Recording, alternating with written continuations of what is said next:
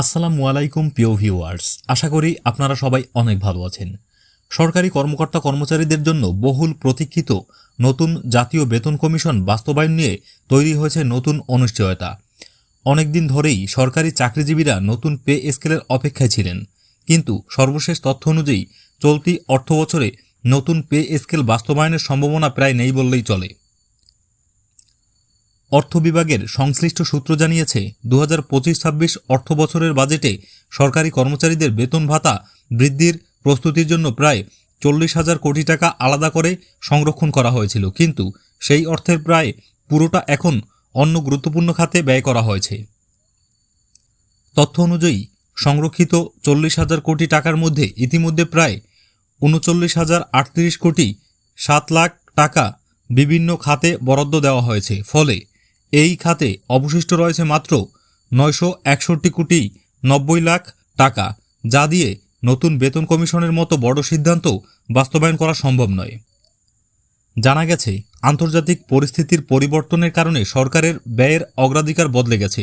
বিশেষ করে জ্বালানি খাতে ব্যয় বেড়ে যাওয়ায় সরকারকে অতিরিক্ত অর্থ বরাদ্দ দিতে হয়েছে। তেল, গ্যাস ও এলএনজি আমদানির বাড়তি খরচ সামাল দিতে ভর্তুকি হিসাবে প্রায় 24,000 কোটি টাকা বরাদ্দ দেওয়া হয়েছে।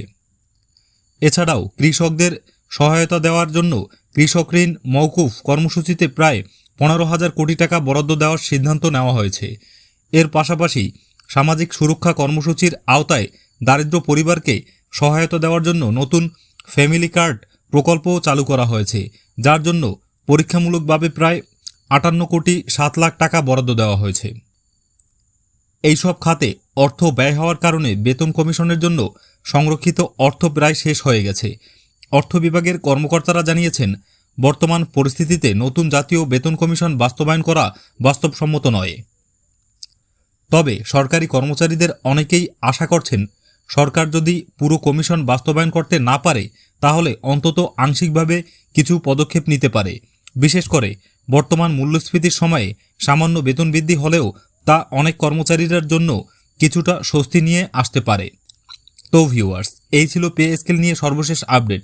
যদি আজকের ভিডিওটি ভালো লাগে তাহলে অবশ্যই একটি লাইক দিবেন, বন্ধুদের সাথে শেয়ার করবেন এবং এ ধরনের ভিডিও নিয়মিত পেতে চাইলে চ্যানেলটি সাবস্ক্রাইব করে সাথেই থাকবেন। আল্লাহ হাফেজ।